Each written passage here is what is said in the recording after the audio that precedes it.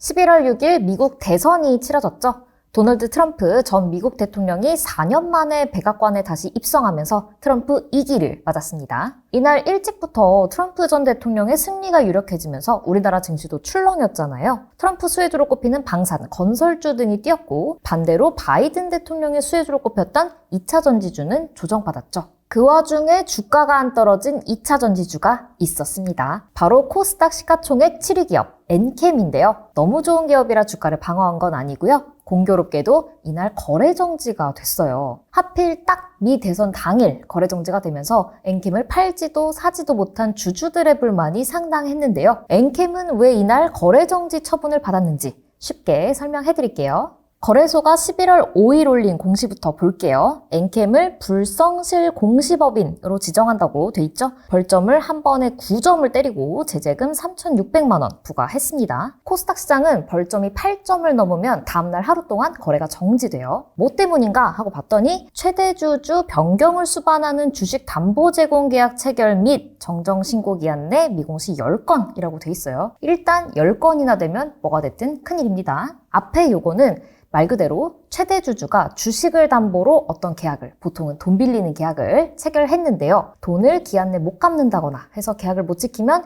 담보인 주식을 뺏길 수도 있겠죠. 이러면 최대 주주 지위를 상실할 만큼 주식 담보를 많이 잡은 계약을 했다는 거예요. 우리 저번에 국민연금 공시편에서 다뤘는데 상장사 지분의 5% 이상을 갖고 있는 주주는 지분 공시를 해야 하죠. 최대 주주도 그렇고 지분 공시를 해야 하는 주주들은 주식담보대출처럼 주식과 관련된 계약을 맺어도 공시를 해야 합니다. 왜냐하면 당장 지분이 바뀌지 않아도 나중에 돈 못 갚으면 지분이 바뀔 수가 있잖아요. 그 가능성까지 미리 투자자들이랑 금융당국한테 알려줘야죠. 그래서 주식담보대출을 받았다가 갚거나 대출을 연장하거나 규모를 늘리거나 하면 공시를 또 해야 됩니다. 근데 엔캠이 벌점을 받은 건 최대 주주가 최대 주주 지위를 잃을 수도 있는 주식담보대출 계약을 체결해 놓고 공시를 안 한 게 10번이나 됐기 때문인 거예요. 황당한 일이죠. 그래서 밑에 보면 불성실 공시 10건의 사유 발생일, 즉 공시를 해야 하는 사건들이 벌어진 날이 총 10번 있는데요. 2023년 4월부터 2024년 올해 8월까지입니다. 이때 무슨 일이 있었던 건지 9월에 나온 공시로 거슬러 가볼게요. 9월 4일 엔캠이 최대 주주 변경을 수반하는 주식 담보 제공 계약 체결 공시를 냈어요. 엔캠의 최대 주주는 오정강 대표인데요. 엔캠 주식 312만 주, 지분 15%를 갖고 있습니다. 근데 한 960억 원 정도 대출을 받으면서 얼마를 담보로 잡았느냐? 312만 주 중에 306만 주. 보유 주식의 무려 98%가 담보예요. 이 담보권이 전부 실행되면 남는 주식수가 6만 주, 지분율 0.29%밖에 안 됩니다. 대출 만기까지 돈을 못 갚아서 주식 다 뺏기면 최대 주주가 바뀌는 거죠. 대출을 받은 게 이날도 아니에요. 밑에 오정강 대표가 받은 그간의 주식담보대출 내용이 쫙 있죠. 대출을 위해 주식을 담보 제공하고 질권 설정했다가 해지했다가 대출을 더 받으려고 주식을 추가로 담보 잡히고 이게 딱 10개죠. 이 일들을 그때그때 공시를 해야 하는데 하나도 안 한 거예요. 그래서 엔캠이 밑에 건별 공시사항이나 최근에 최대 주주가 과거의 담보 제공 사실을 확인하게 되어서 뒤늦게라도 이걸 모아서 제출합니다 라고 지금 써놓은 거예요. 근데 이것도 최종본이 아니었습니다. 이 공시 지금 보시면 정정을 2번이나 했어요. 첫 번째 정정 보시면 채무 규모랑 담보 설정 금액이 늘어났죠. 9월 26일 올라온 최종 공시를 보면 누락분을 반영하고 해서 채무 금액이 총 1,700억 원, 담보 설정 금액은 2,200억 원대까지 늘어났습니다. 채무 규모가 처음에 거의 2배예요. 대표가 왜 이렇게나 대출을 받았을까요?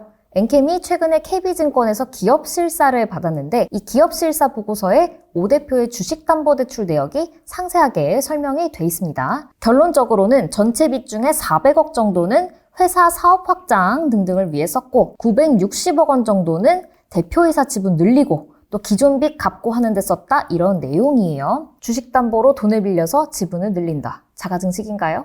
중요한 내용은 밑에 있습니다. 향후 주가 하락 시 담보권자, 메리츠증권이랑 캐피탈이죠. 이 담보권자가 추가 담보를 요구할 가능성이 높고 추가 담보 제공이 불가하면 반대 매매를 통해 담보권이 실현될 수 있다. 엔캠 주가가 떨어지면 담보인 주식 가치가 떨어지기 때문에 담보를 더 맡겨야 되는데 맡길 게 없으면 증권사가 자기네 손해 안 보려고 담보로 갖고 있는 주식을 마음대로 팔아버릴 수 있다. 최대 주주가 주식 뺏길 수 있다는 겁니다. 이러면 시장에 주식 물량 쏟아져 최대 주주 지배력도 약해져 소액 주주들한텐 이래저래 악재겠죠. 그렇다면 공시가 올라온 게 9월인데 왜 11월 6일에 거래 정지가 됐을까요? 보통 상장사가 잘못을 하면요, 거래소가 며칠 동안 사안을 파악하고요, 이거 벌 줘야겠네 싶으면 먼저 불성실 공시법인의 지정 예고라고 해서 당신네 회사 불성실 공시법인으로 지정할 거고 페널티 줄 거야 이렇게 알려줍니다. 그러면 상장사는 7일 동안 이의 신청을 할 수 있고요. 그 다음에 거래소가 열흘 안에 공시위원회를 열어서 심의하고 심의한 날부터 3일 안에 불성실 공시법인으로 지정을 할 건지 페널티는 뭘 줄 건지 결정을 합니다.